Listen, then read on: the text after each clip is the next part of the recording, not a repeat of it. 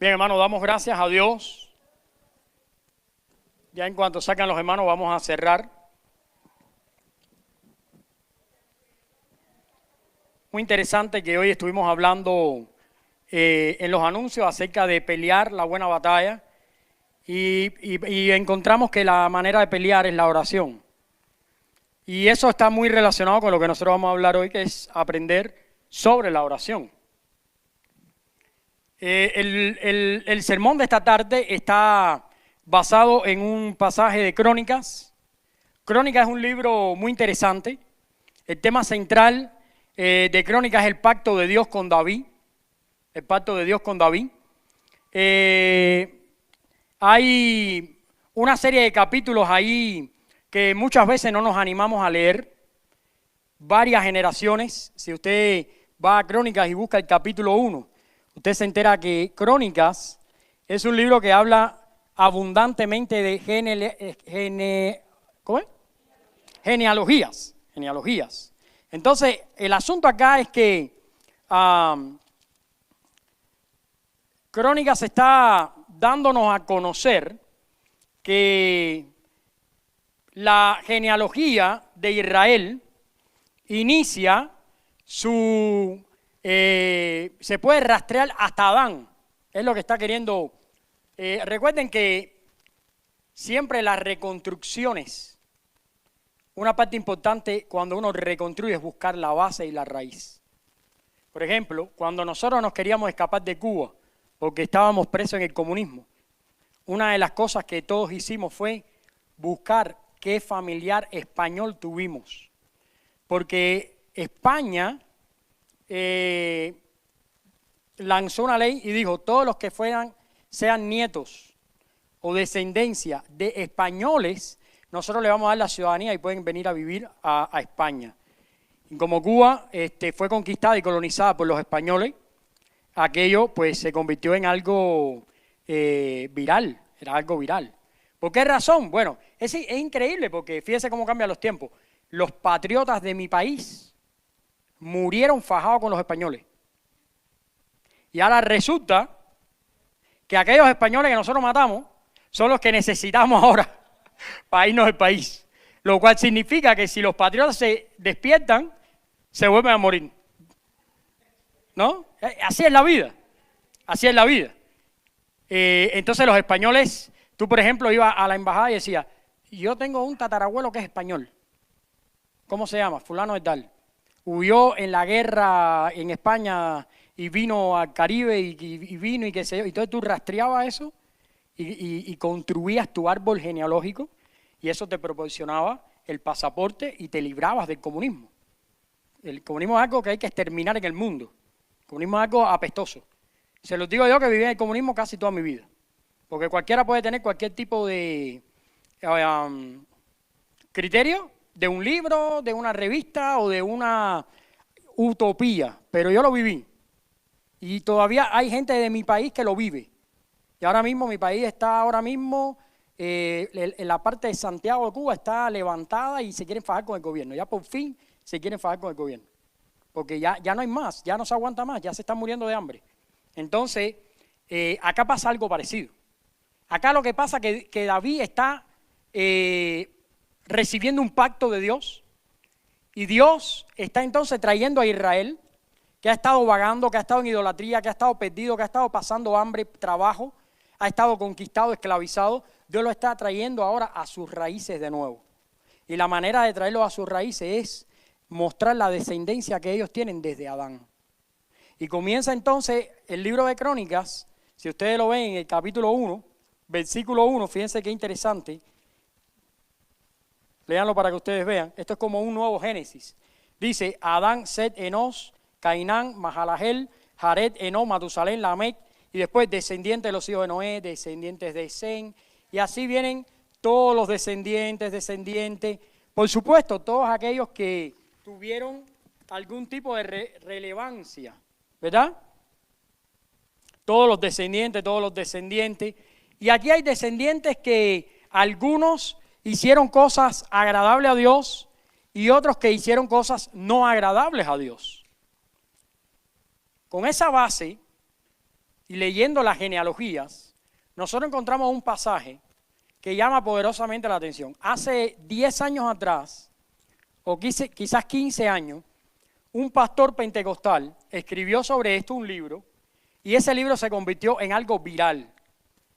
Y malinterpretaron al pastor de mala manera, al punto que convirtieron este pasaje como en un hechizo.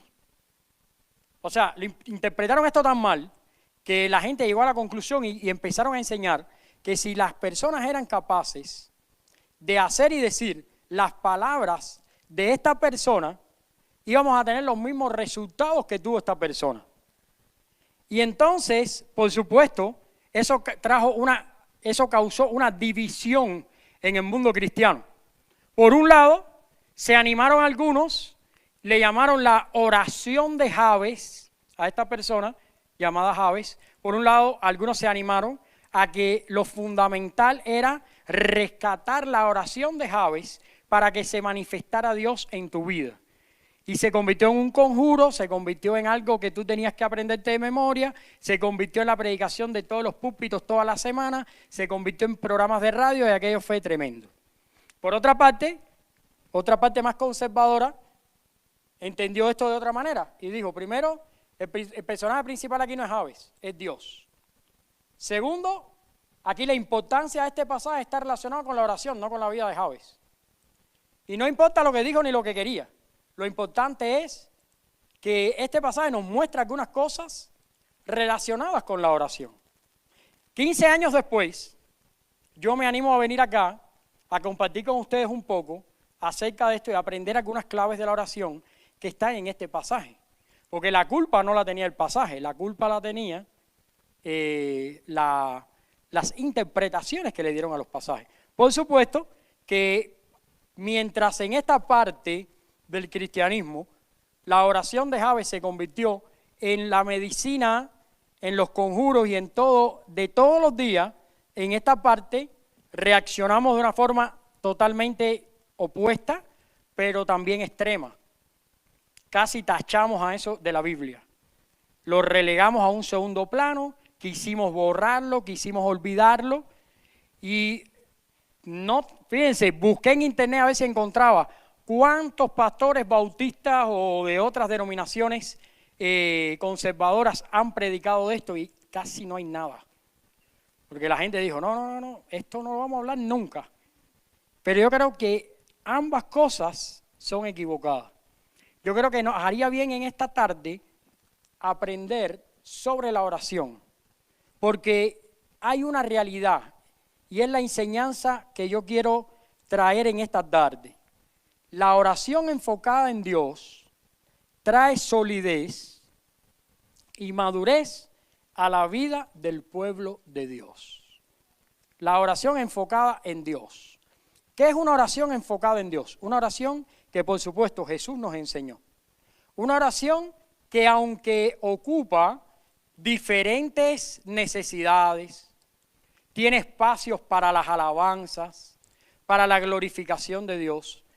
En medio de todo eso, es una oración que no pierde su foco, que está dirigida únicamente, directamente a Dios. Por eso nosotros sabemos que la oración enfocada en Dios trae solidez y madurez a la vida cristiana. 3 elementos, vamos a estudiar hoy, 3 elementos para resaltar sobre la oración. Y vamos a ir al pasaje. Vamos a ir a Primera de Crónicas 4, 9 y 10. Después de 15 años, vamos a leer por fin esto. ¿Cuántos habían escuchado alguna vez esto? Y fueron presentes. Nadie participó o vio o fue del tiempo de la oración de Jabes. ¿Nadie fue de ese tiempo? Tú sí, ¿verdad, David? ¿Y quién más? ¿Más nadie? Aquello fue algo astronómico. Escribió David Wilkerson, un pastor que me encantaba, era un pastor pentecostal, pero me encantaba la manera que enseñaba. Pero tenía una metodología para la enseñanza hermosísima. Estudié sus libros para aprender cómo enseñar en el seminario muchas veces. Y entendí perfectamente lo que estaba queriendo decir en el libro, pero ahí vinieron algunos atrás y bueno, aquello fue, en el cristianismo fue algo tremendo, algo tremendo.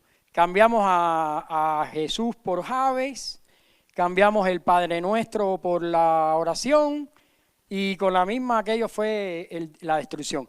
Y el otro grupo lo que hizo fue cerrarse totalmente a eso, abandonar ese pasaje y por años no he escuchado que se ha hablado sobre eso. Pero en esta tarde nosotros vamos a leerlo. Dice de esta manera: y Jabes fue más ilustre que sus hermanos, al cual su madre llamó Jabes diciendo, por cuanto lo di a luz en dolor. E invocó Jabes al Dios de Israel diciendo, oh, si me dieras bendición y ensancharas mi territorio, y si tu mano estuviera conmigo y me libraras del mal, para que no me dañe, y dice la Biblia, y le otorgó Dios lo que pidió. Fíjense qué interesante ese pasaje. Vamos a orar. Señor, gracias te damos en esta tarde por la lectura de tu palabra. Gracias por este tiempo. En el nombre de Jesús. Amén. Bueno, lo primero me quiero tomar unos minutos para hablar de Jabes. Porque de Jabes no conocemos casi nada. Por la genealogía sabemos que pertenece a la familia de Judá. Pertenece a la familia de Judá. Porque si tú buscas un poquito atrás, en el capítulo 3, dice los descendientes de Judá, y cuando empiezan a bajar los descendientes, en uno de ellos está insertado Jabes. De Jabes no sabemos quién era su padre, quién era su madre, cuál era su ocupación, cuál era su edad, nada sabemos sobre esto. Sabemos que era de la tribu de Judá y sabemos algo muy interesante que la Biblia nos dice. Dice que su mamá le puso ese nombre. Ahora, este es algo que llama la atención, porque normalmente en esa cultura poner el nombre era algo que hacían los padres, el padre. Y lo segundo, generalmente el nombre describía un poco la llegada o el futuro de la persona. Ustedes tienen casos como por ejemplo Jacob, que su nombre significa el suplantador, y Dios lo cambia por Israel, el que lucha con Dios y triunfa. Y así hay una serie de cambios de nombre en la Biblia que nos demuestran a nosotros que cuando Dios interviene en la vida de una persona, cambia su nombre porque va a cambiar la manera en que Él se va a proyectar, la manera en que Él se relaciona con Dios. Ahora, sabemos de que este Jabes nació provocando dolor, provocando extremo dolor. Porque fíjense, todas las mujeres paren con dolor, ¿sí o no? Y eso no es nada que llame la atención. Bueno, una de las cosas enigmáticas de la Biblia es que cuando la primera pareja peca, Dios dice, añadiré dolores a tus preñeces. O sea, ya nosotros sabemos que el dolor es algo que está presente en el parto. Pero lo problemático aquí es que la madre resalta esto como diciendo, a este lo parí con extremo dolor. No sabemos cuál fue la situación, no sabemos lo que pasó, no sabemos nada de su papá, pero por supuesto que no estaba presente, sino él hubiera puesto su nombre. Y parece que esta mujer quedó un poco resentida. No sabemos. Cuando tú piensas en ponerle un nombre a tu hijo, ¿cómo le pusiste los nombres a tus hijos? ¿Por venganza o por cariño? Por venganza te lo pusieron a ti, ¿eh? Dice Gabriela, a mí me lo pusieron por venganza. No, a ti te lo pusieron bíblico. Claro, bíblico te lo pusieron a ti. Por ejemplo, les voy a decir, yo me llamo Carlos Javier. Les voy a explicar por qué me llamo Carlos Javier. En el tiempo en que yo nací, mi mamá no conocía a Dios, pero mi mamá tenía dos artistas favoritos. Uno se llama Carlos Gardel y otro Javier Solís. Entonces, mi abuela quería Javier y mi mamá quería Carlos. Entonces había un problema, mi papá tampoco estaba presente. ¿Ve que eso funciona así? Y me pusieron por nombre Carlos Javier para quedar bien con todo el mundo. Menos mal que no había nadie más allí, porque si no me hubieran puesto 3 nombres para quedar bien con todo el mundo. Menos mal que eran 2 nada más. Bueno, el caso es que Jabes le ponen un nombre y parece ser que la madre está un poco resentida.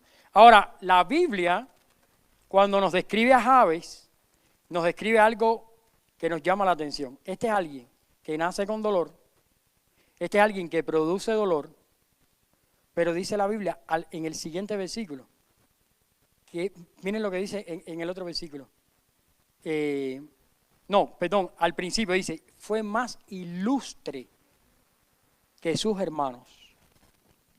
O sea, esto es algo increíble, porque normalmente una persona con un nombre así se le estaba predestinando a un fracaso, a algo doloroso.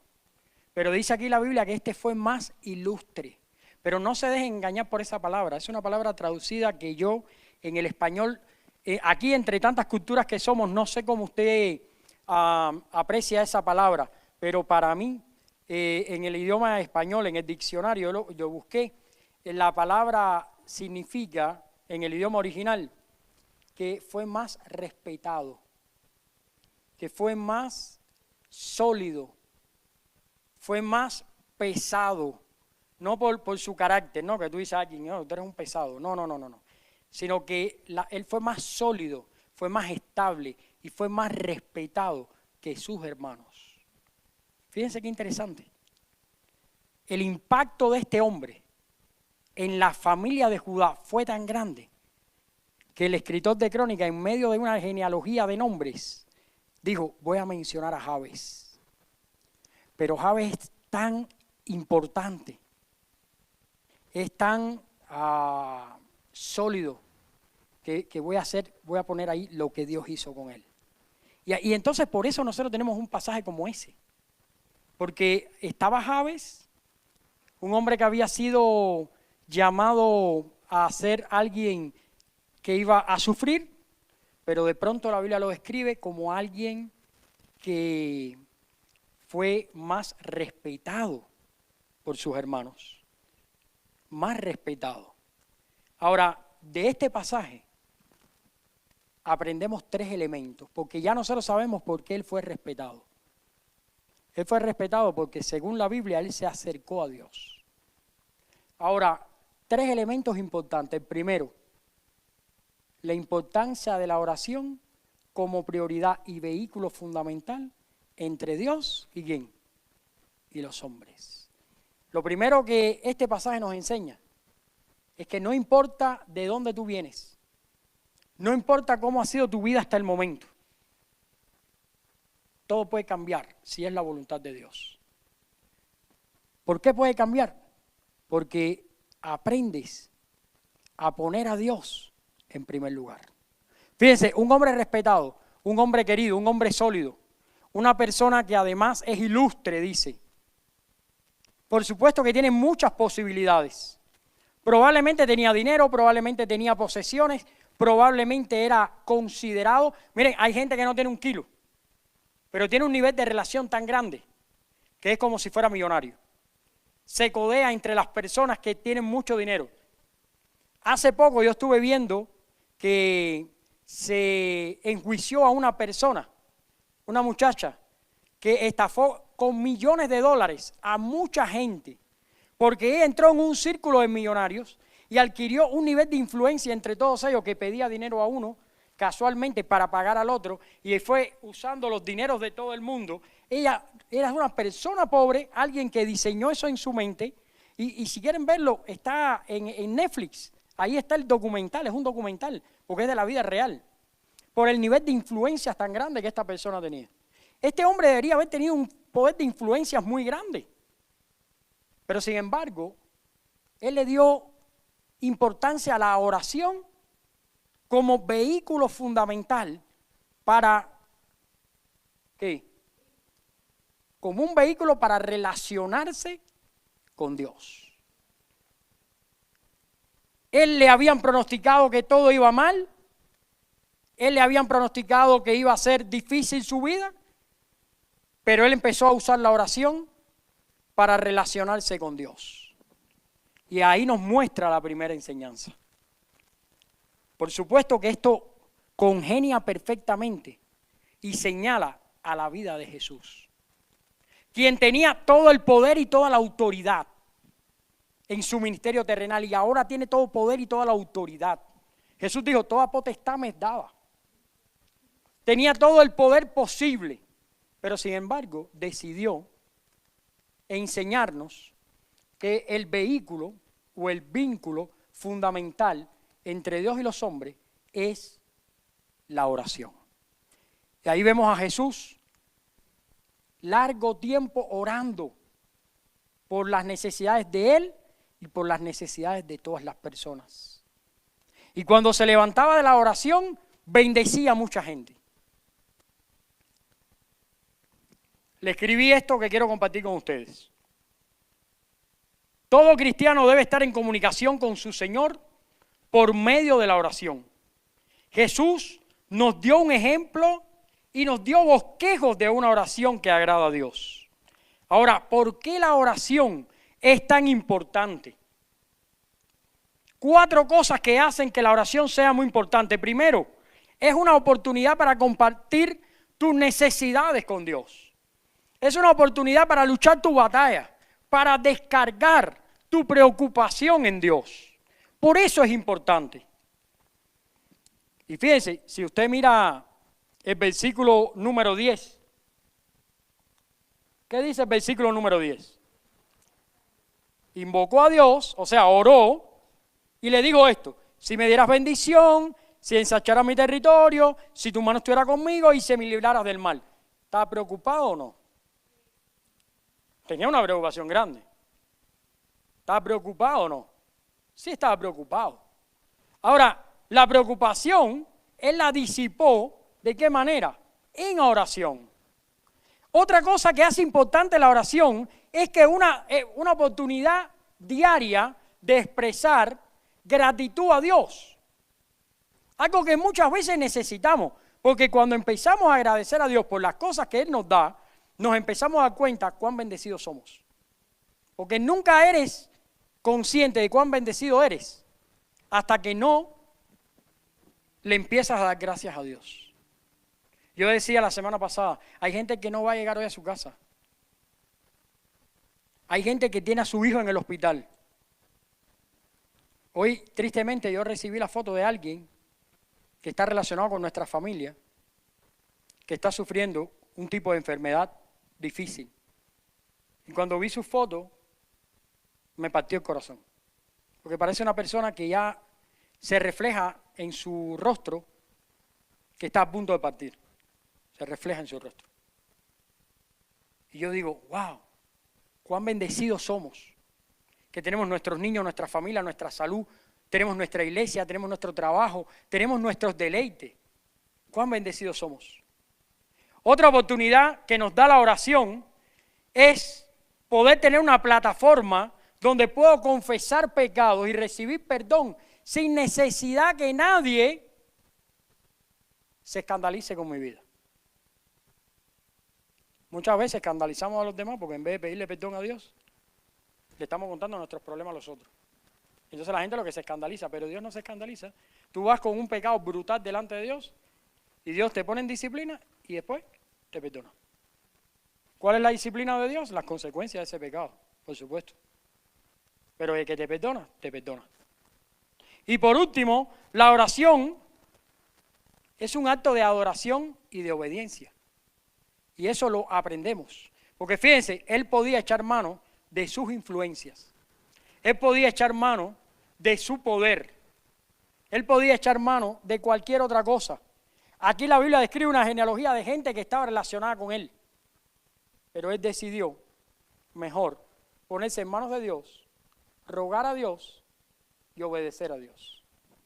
Es una bendición. Esto aprendemos de este pasaje.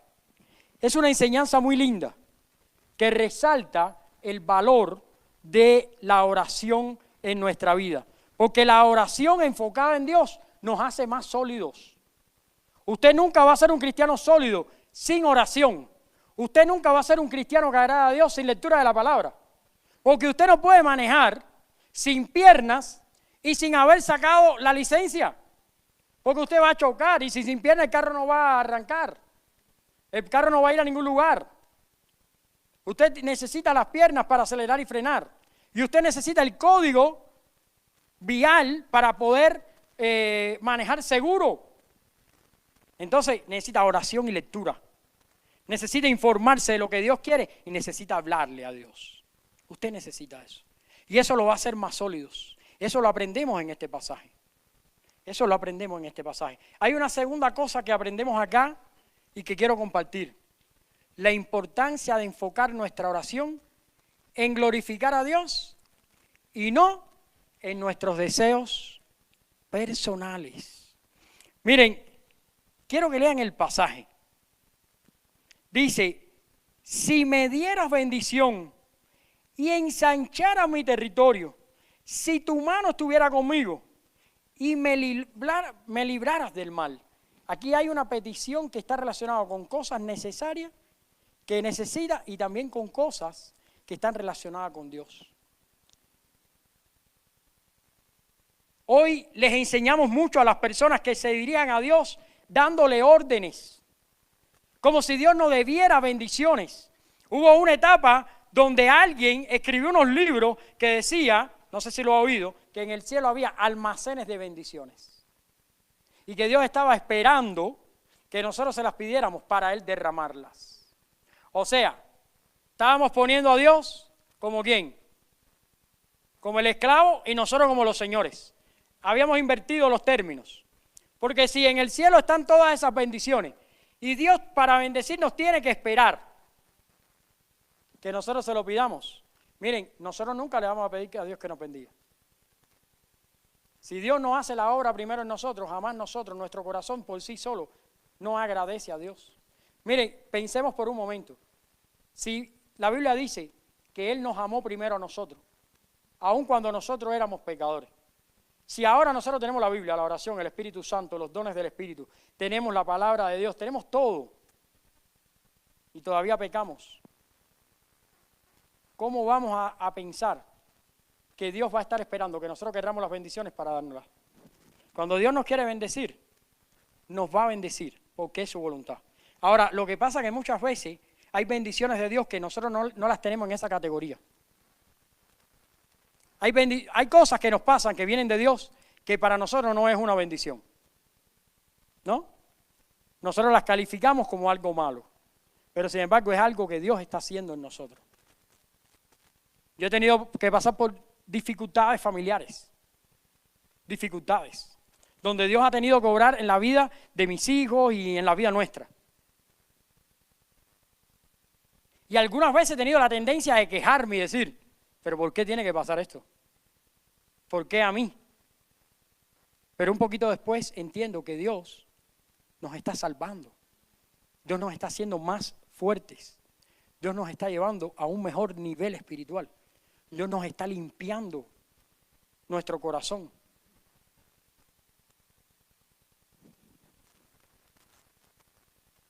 Quiero leer algo. Dice de esta manera. Jabes se acercó a Dios. Esta forma de actuar es la única correcta y la única realmente efectiva. No buscó ayuda de los hombres, sino del Dios de Israel. Él oró, derramó su corazón frente a Dios y le dijo lo que sentía Dios y lo que necesitaba de Él. Él se basó en la persona de Dios. Claro, recuerden que el trasfondo de este Jabes, ¿qué es? No conocemos mucho, pero sabemos que es de la familia de Judá. Sabemos que al menos conocía a Dios. Y por eso se acercó a Él. Nosotros tenemos que pedirle al Señor cosas que glorifiquen su vida, no nuestros deseos personales. Hay muchos de nuestros deseos personales que nos van a dañar a nosotros mismos. Miren, durante años, comí de una forma brutal y excesiva, satisfaciendo mis propios deseos personales. Lo único que conseguí con eso es que me estaba matando a mí mismo.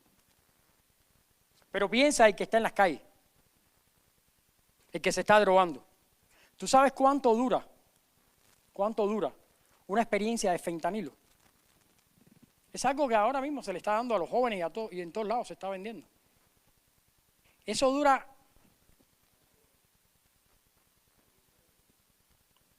algo así, no más que eso.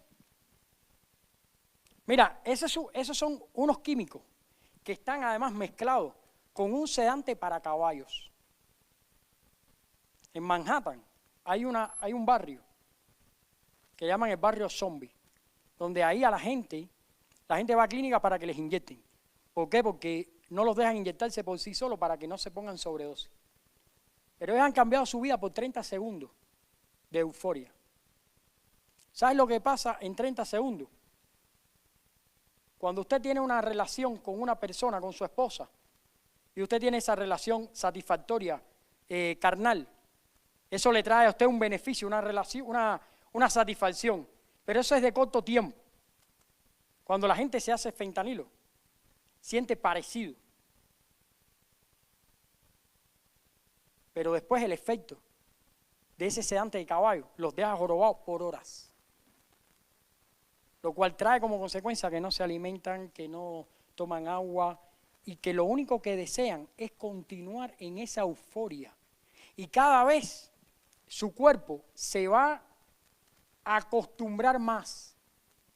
Y ellos van a necesitar una dosis más grande para lograr el mismo efecto hasta el punto en que su vida se va a apagar. Así funciona. Bueno, un poco eso es lo que pasa acá. La importancia de enfocar nuestra oración a Dios en la gloria de Él y no en las cosas personales es porque muchas veces los deleites nuestros no son realmente los que Dios está buscando. Necesitamos buscar más la voluntad de Dios. Es lo que hace Jesús. Jesús estaba muy interesado en glorificar a Dios. Y algunas cosas yo siento que no eran tan placenteras para Él. Bueno, si el Espíritu te lleva al desierto, estás 40 días en el desierto y tienes hambre, yo me imagino que 40 días en el desierto no es tan placentero. Normalmente la gente cree que cuando Jesús estuvo 40 días en el desierto, estaba de vacaciones. Pero vivir 40 días en el desierto con las carencias del desierto, eso no es tan placentero. Cuando oró en Getsemaní, tampoco se manifestó tan placentero el asunto, sino que dice que su sudor eran como gotas de sangre. Tenemos que revisar nuestras propias motivaciones y a dónde se dirige nuestra oración. La oración de este hombre es una oración directamente a Dios, para que Dios se encargara de bendecirlo. Fíjense que él no dijo, Dios, tú me tienes que dar esto, tú me tienes que dar esto y tú me tienes que dar esto. Él le dijo a Dios, si tú quieres, haz esto conmigo. Y si es tu misericordia, haz esto otro. Y si te parece a ti, mejor haz esto, pero lo dejo en tu mano. Y yo creo que eso es algo que nosotros aprendemos hoy, que nos va a servir en la oración.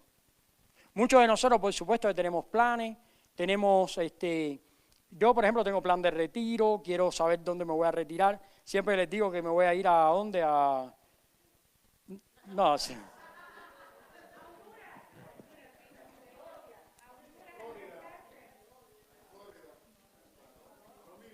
Voy a tomar agua.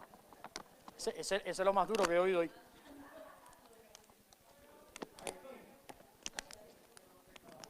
Es que con eso ni se juega, fíjate. Miren, en realidad, todos tenemos planes. Todos estamos buscando un beneficio. Y es bueno. Dios nos hizo personas que buscan, viven desafiados, tienen proyectos, pero tratemos de enfocar nuestra vida en la voluntad de Dios. Algunos de nosotros ya peinamos canas, pero tenemos hijos que comienzan su vida. Enseñarnos a buscar la voluntad de Dios. Nuestros niños, la voluntad de Dios. Esposo, después no te quejes de tu familia. Si tú no buscas la voluntad de Dios, tu familia no te puede acompañar en ese viaje. Esposa, si tú no buscas la voluntad de Dios, tu esposo nunca te va a acompañar en ese viaje. Necesitas eso. Necesitamos buscar la voluntad de Dios. Necesitamos buscar cosas que glorifican a Dios. Lo tercero y último que estamos tratando, otro elemento resalta sobre la oración. La oración fue una parte integral del tiempo de Jesús en la tierra y Él oraba regularmente. Dice la Biblia, mas se apartaba a los lugares desiertos y ¿qué cosa? Y oraba. Si nosotros queremos buscar a un personaje similar a Jabes, vamos a encontrar a Jesús. Porque fíjense, qué interesante que de Jabes no se dice más nada. ¿Sabes que construyó una ciudad? Eso no lo dije, lo dejé hasta ahora. Hay una ciudad en la Biblia que se llama Jabes. Y dicen los estudiosos, probablemente la haya construido. Pero ¿sabes que no llamó la atención por eso? Llamó la atención por la oración. Por lo que se supone que era más constante en su vida. Tú sabes que tú y yo llamamos la oración, llamamos la atención por las cosas más constantes. Algunos de nosotros llaman la atención por las malas palabras que dicen. Y cuando vas al trabajo y hablas con los compañeros de trabajo, te hablan flores. ¿Por qué? Porque hablas horriblemente. No glorificas a Dios. Algunos llamamos la atención por la forma horrible en que tratamos a las esposas. Esa manera brutal, triste, miserable con la que tratamos a nuestros hijos, a nuestras esposas, llamamos la atención por eso. Eso es muy feo. Hay esposas que llaman la atención por la desobediencia, por su amargura, por su deseo de que siempre las cosas estén mal, porque no son capaces de ver nada bueno en ninguna parte. Hay iglesias que llaman la atención con luces, con humo, pastores que quieren llamar la atención para que les den dinero, para que los mantengan, para vivir de la gente. No los puedes molestar en la semana, tú no les puedes contar un problema. Ellos no están pendientes a tu vida. Jamás orarían por ti. Tienen una vida social tan buena que están de reunión en reunión. Y esa es una cosa que hay veces por eso no me involucro mucho en reuniones pastorales y todo eso. Pues yo necesito estar más con las ovejas. Y yo entiendo la necesidad de reunirnos entre pastores, entiendo todo eso y me encanta, maravilloso. Como pastores que dejan su ministerio para ser maestros. Es más fácil ser un maestro que ser un pastor. Porque un maestro se para, enseña grandes cosas, maravillosas. Tú sabes que en Cuba tuvimos una época donde todos los pastores querían ser grandes maestros. Y todos querían ser los rectores del seminario, y todos querían ser los profesores de no sé cuántas cosas, y todos querían tener la erudición de no sé cuánto, y eran personalidades. Lo único que no olían era oveja. Si tú le preguntabas por un miembro de la iglesia, ese sí no sabían nada. Hay gente que resalta porque nada más quiere trabajar, porque nada más está obsesionado con el dinero. No le interesa más nada que el trabajo. No le importa que los hijos se pierden, no le importa que la esposa está triste, no le importa que la iglesia tiene una actividad, no le importa nada, lo que le importa es sus necesidades. Pues son tan egoístas que nada más miran hacia adentro. ¿Qué es lo que yo quiero? ¿Qué es lo que yo necesito? ¿Qué es lo que me hace feliz? Y eso es lo que ando buscando. Pero fíjate, este hombre resaltaba por otra cosa. Este hombre resaltó, ¿por qué? Por la oración. ¿Cómo sería el mundo si los cristianos resaltáramos por la oración? ¿Cómo sería el mundo si los cristianos resaltáramos por las alabanzas? ¿Cómo sería una iglesia que en vez de resaltar por hablar más de la gente, habláramos bien de la gente? ¿Cómo serían los matrimonios si en vez de fajarse, hicieran fiesta todos los días? El mundo no sería diferente. El impacto no sería distinto. ¿Cómo serían nuestros hijos si fueran criados en un ambiente de disciplina del Señor? ¿Cuáles serían las conversaciones, los deseos, las búsquedas de la identidad de nuestros hijos si nosotros los involucráramos más en las cosas de Dios?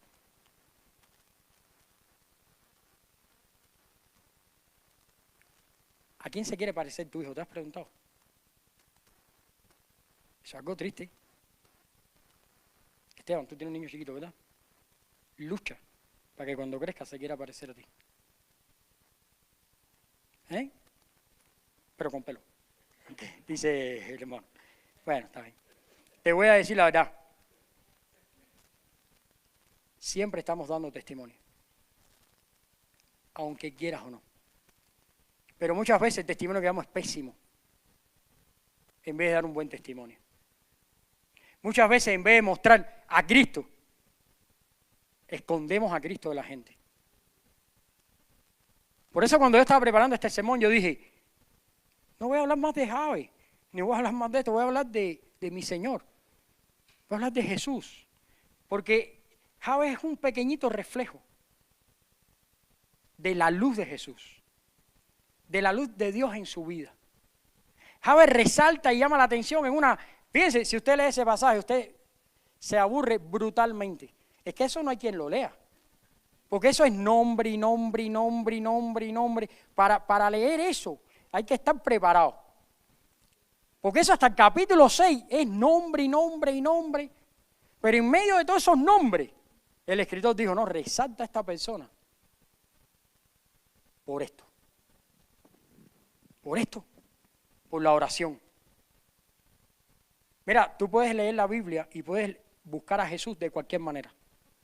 Tú sabes que hay gente en mi país, tú sabes cómo ponían a Jesús con un fusil y decían que fue el primer liberador de la esclavitud proletaria. Una locura ahí que inventaron ellos. Y había uno ahí que se llamaba Fray Beto, que iba a Cuba y daba unas conferencias de un Jesús comunista que eso no se lo creía ni él.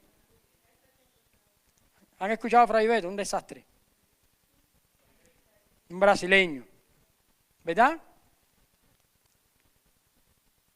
Poníamos a Jesús con un fusil. Si tú le preguntas a los árabes, a la gente del Islam, Jesús es un buen ejemplo, un buen maestro.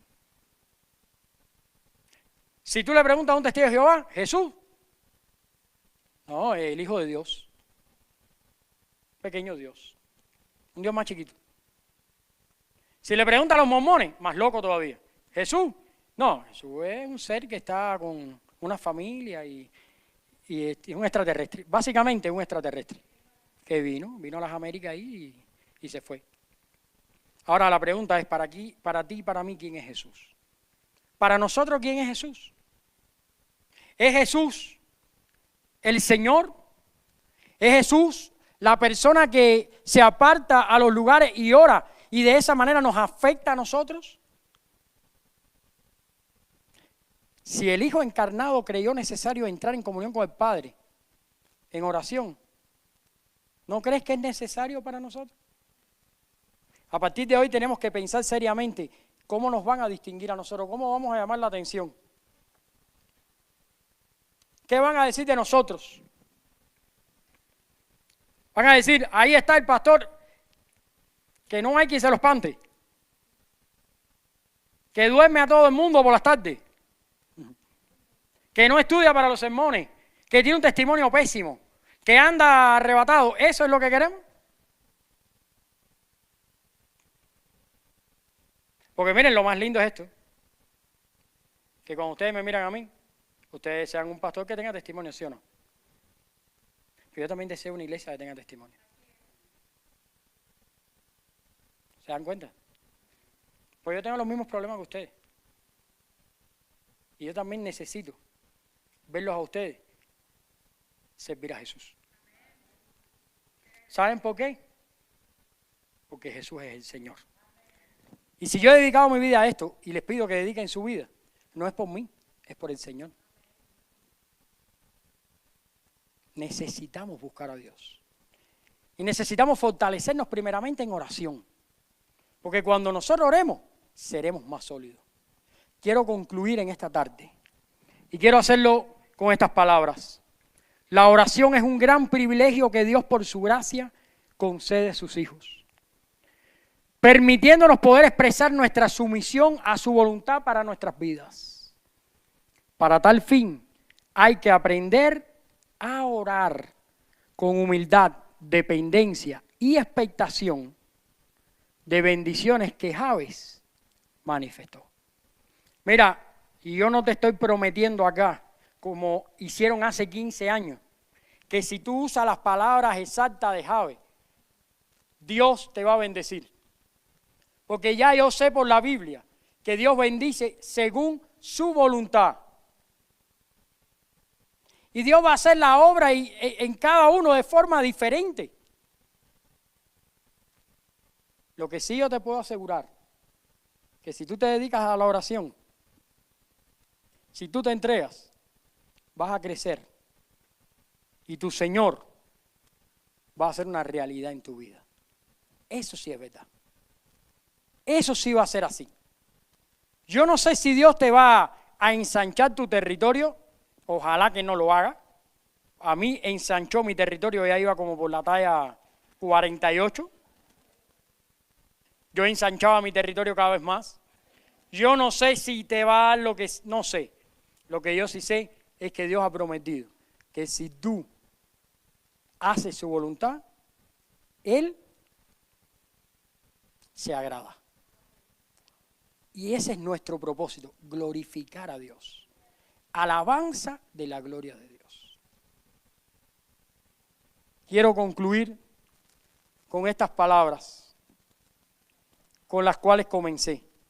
La oración enfocada en Dios trae solidez y madurez a la vida del pueblo de Dios. Que el Señor les bendiga. Vamos a orar. Padre, gracias te damos en esta tarde por la bendición de poder predicar y aprender tu palabra. Bendice tu iglesia y ayúdanos a todos, Señor, a serte fieles.